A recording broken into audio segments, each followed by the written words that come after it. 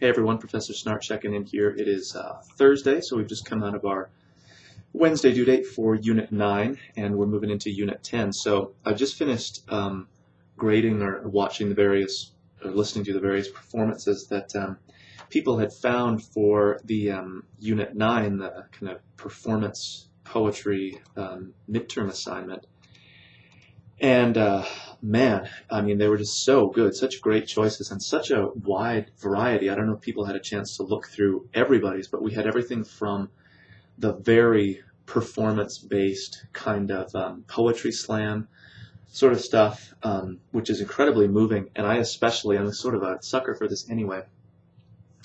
I love the live audience kind of being part of a video or audio. I even much prefer live albums, even though they don't sound maybe as produced or clean. I actually like that about them. But just to feed off the energy of the audience, so as an audience member watching on YouTube or whatever, we're watching both the performer but also the audience. So we're like an audience twice removed kind of thing, which if the performance is good and really inspiring that audience that we're watching, ends up kind of inspiring us even more or moving us even more. So those were just great.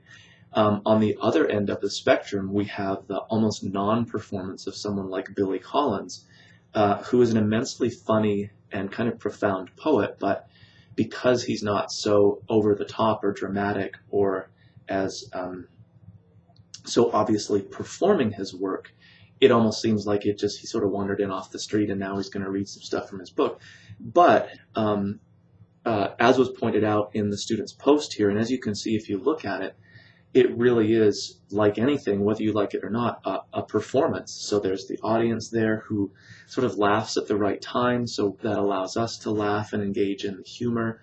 And the piece that he reads, again, as the student herself pointed out, the piece that he reads, if we don't have the context of a certain tone of voice or a certain audience reaction, can come off as really giving off a very different impression than it might otherwise if it's performed in a different tone. And this isn't to say, and we should be really clear about this, that there is, just because the author, him or herself, reads a work in a certain way, that doesn't make it the right one. It makes it that writer's, who now really just becomes another reader of his own work or another interpreter.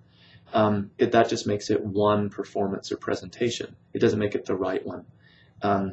But clearly Collins doesn't think about his work as to be performed in the way that like a Saul Williams might, but it's still, the performance of a piece can still have a really profound effect on how we read and interpret the poem, and then really for us that to take that next step, how we can write our own poems or be more conscious within our own work, not necessarily writing such that they could be performed so that we all become like poetry slam kinds of artists, but to really think about issues of like diction and tone and how line breaks occur and that kind of thing, as if a reader will sort of perform the poem for him or herself every time they read it. So anyway, great work on the midterm. So we move into Unit 10, which now shares this really interesting connection because of some of the choices that were made for Unit 9. So I didn't foresee this necessarily, but it works really well. The unit is called Words That Shimmer, which is a phrase that I borrow from the title of this audio that we're listening to. It's a discussion between Elizabeth Alexander, who's a modern American poet, and Krista Tippett, who hosts a show on NPR called On Being, I guess it is now. It used to be called Speaking of Faith, but I think that was too faithy for a lot of people, and it really isn't a religious kind of show. But it's all about poetry and the role that poetry plays in daily life and how it moves people and all of that kind of stuff. And what was so great is because so many of those video clips that we saw from Unit 9 were precisely about the ability of the spoken word, whether it's sort of sung or not, but just purely the word, the power that has to move and really inspire and motivate people is pretty stunning. And so we actually transition really nicely into this long discussion between the host of the show and this modern poet precisely about language's power and what it means in our day-to-day life, because so often, and really too often, maybe we treat poetry and language and the arts generally as kind of this luxury, like we have to figure out all of the necessary stuff and then we can be concerned with this other stuff, which maybe in a practical sense, in a very, very limited way, is true. We need to feed ourselves, clothe ourselves before we crack open the book of poetry.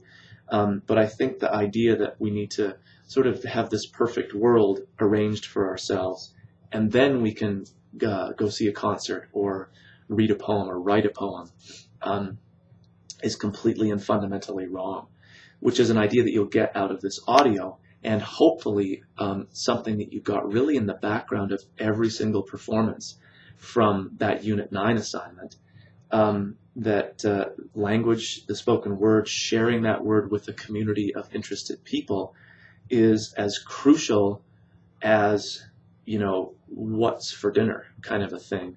And that may sound a little like I'm trying to swing the pendulum a little too far the other way, but I really don't think it is. Just imagine a world where the arts were so, you know, marginalized that we just didn't have time for them anymore. It would be an awful world to live in.